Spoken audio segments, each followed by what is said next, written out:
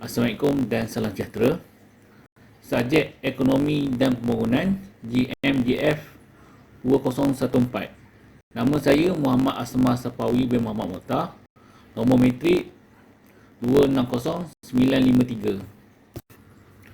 Tajuk tugasan saya adalah perbezaan pertumbuhan dan pembangunan. Pengenalan. Pertumbuhan ekonomi dan pembangunan ekonomi, istilah yang sering digunakan secara berganti untuk melambangkan kemajuan ekonomi. Pembangunan ekonomi merujuk kepada peningkatan terhadap jumlah barang dan perkhidmatan yang dikeluarkan. Manakala pertumbuhan ekonomi merujuk kepada peningkatan saiz yang nyata melalui perubahan fizikal. Pertumbuhan ekonomi dan pembangunan ekonomi. Pertumbuhan ekonomi dianggap sebagai peningkatan dalam pengeluaran barang dan perkhidmatan. Pertumbuhan ekonomi adalah konsep yang kurang meluas jika dibandingkan dengan pembangunan ekonomi. Biasanya diukur dengan peningkatan dalam purata nilai pasaran barang dan perkhidmatan yang di mana menggunakan KD&K keluaran dalam negara kasar. Manakala pembangunan ekonomi merujuk kepada proses di mana kesejahteraan dan tahap akademik bagi penduduk awam di sebuah negara menjadi bertambah baik.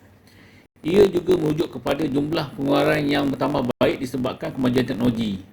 Pembangunan keseluruhan sebuah negara adalah berdasarkan banyak aspek seperti peluang pekerjaan, kemajuan teknologi, taraf hidup, keadaan per kapita, kualiti hidup.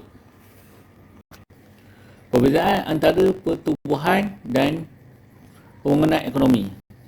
Seperti yang kita lihat di gambar di sebelah. Pertumbuhan ekonomi dan diiktiraf sebagai peningkatan dalam keluaran sebenar barang dan perkhidmatan negara. Pertumbuhan ekonomi boleh diiktiraf sebagai subset bagi pembangunan ekonomi. Matlamat pertumbuhan ekonomi adalah untuk meningkatkan kadar kemakmuran ekonomi. Manakala matlamat pembangunan ekonomi adalah untuk memastikan pengalihan pendapatan. Pertumbuhan ekonomi adalah berkaitan dengan negara maju di dunia, manakala pembangunan ekonomi adalah berkaitan dengan negara-negara kurang maju dan sedang membangun di dunia. Pembangunan ekonomi mengambil kira semua aktiviti sama ada formal ataupun tidak formal dan memudahkan individu yang mempunyai pendapatan rendah supaya mendapat tempat perlindungan dan pekerjaan sesuai. Pembangunan ekonomi ialah analisis kualitatif dan juga kualitatif kerana ia menunjukkan peningkatan yang mampan dalam KD&K sebenar iaitu peningkatan pendapatan per kapita. Bagaimana pertumbuhan dan pembangunan ekonomi berfungsi antara satu sama lain? Seperti yang kita tahu, pembangunan ekonomi akan membawa kepada banyak perubahan kualitatif dalam ekonomi yang mana pada masa yang akan datang akan memberi kesan kepada keseluruhan hasil ekonomi. Pertumbuhan ekonomi boleh dilihat sebagai matlamat menyuruh dalam pembangunan ekonomi. Kepentingan pertumbuhan dan pembangunan ekonomi.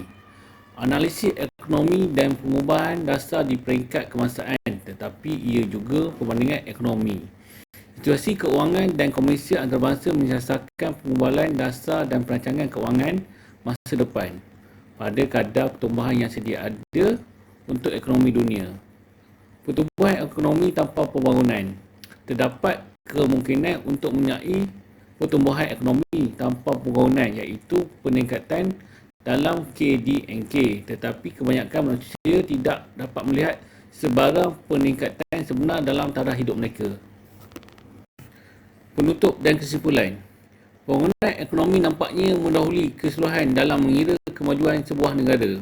Tetapi pertumbuhan ekonomi menyediakan sistem pembangunan yang efisien dan boleh dipercayai di negara maju. Kedua-duanya mempunyai kelemahan dan kelebihan mereka dan jelas kedua-duanya tertumpu kepada kayak sasaran yang berbeza.